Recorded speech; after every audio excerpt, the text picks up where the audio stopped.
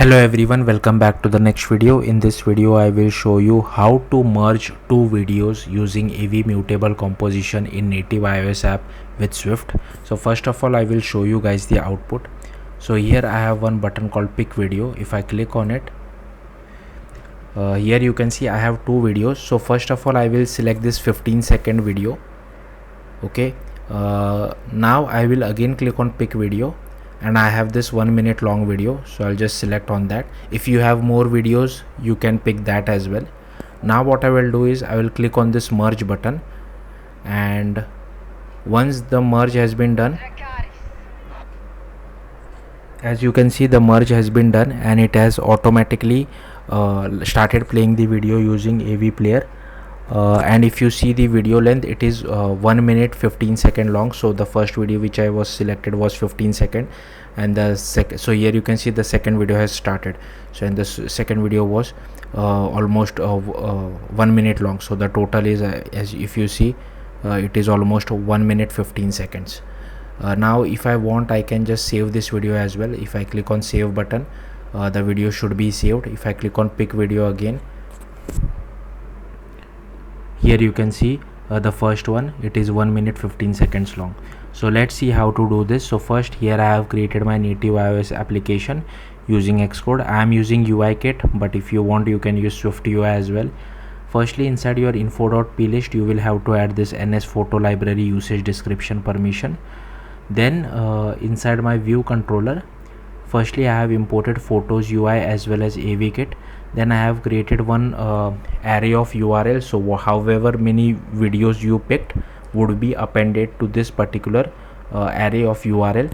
Then I have created our AV player view controller as well as this final URL, which will be help us to save this the video which is merged.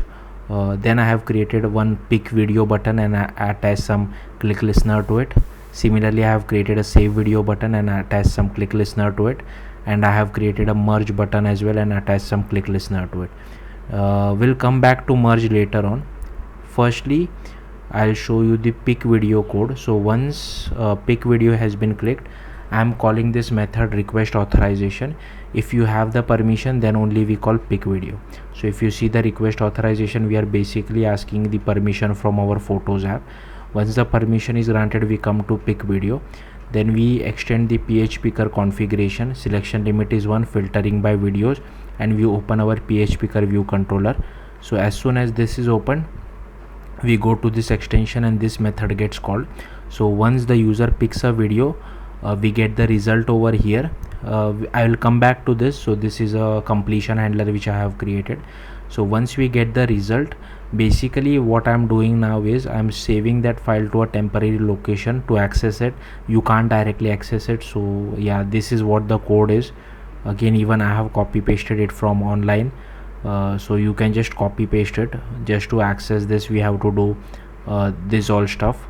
So that's what I'm doing, and once the file has been saved to a temporary location successfully, we send that temporary location URL. In case if there is error, then here you can see again I'm calling our completion handler and sending our error back. And here I have just created one extension. Again, you don't really need this. This is just for my debugging purpose. Next, if you come over here to our completion handler, so here I'm dismissing our picker and I'm calling handle pick video result. So we will come over here. So if we have a proper URL, then I am appending that URL to our URLs array. In case if you want to display the error, you can do that. You can check for error as well. Okay, then so yeah, now once I click on merge videos, so where did it go? So once merge videos is pressed, I am calling this join videos method, and it gives you the updated URL of the videos, however many videos you have picked, joined and joined. It gives you the updated URL. So I assign it to our final URL variable and start playing our AV player, start playing that particular video. Now to see the join videos code, firstly I have created an AV mutable composition, then a file manager, then current duration is 0, then I have created a video composition, audio composition track. Then we are looping over however many items we have inside this URLs. Then I am creating an AV asset. Then we are getting the asset video track as well as the asset audio track. I'm getting the duration of the video, like, so for if you are looping through this would be for the first video. Okay, then I'm inserting the time range based on this particular duration.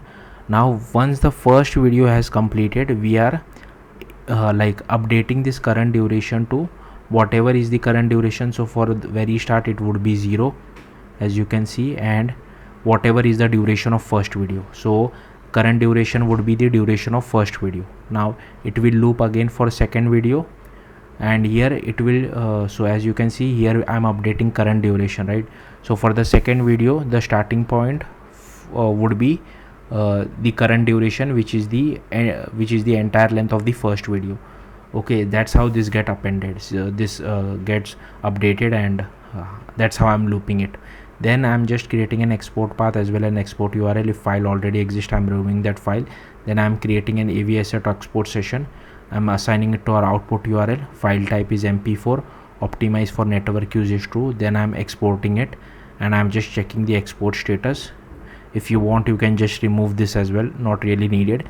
And again, then once we have it, I'm just assigning it to our final URL and returning our final URL. Next, so I have shown you this. Next, coming back to saving it. So if final URL is not equal to nil, I'm again checking for authorization for our photos app. If we have it, then I'm just calling phphoto_library.chat.perform changes, and here we are just creating a request for asset from video, pass our final URL. If success, then I'm just printing it to the console, and in case of error also I'm printing it to the console. So I think that's it. So let me just check. Yeah, I've shown you all this stuff. Yeah, that's it. Thank you for watching. Bye.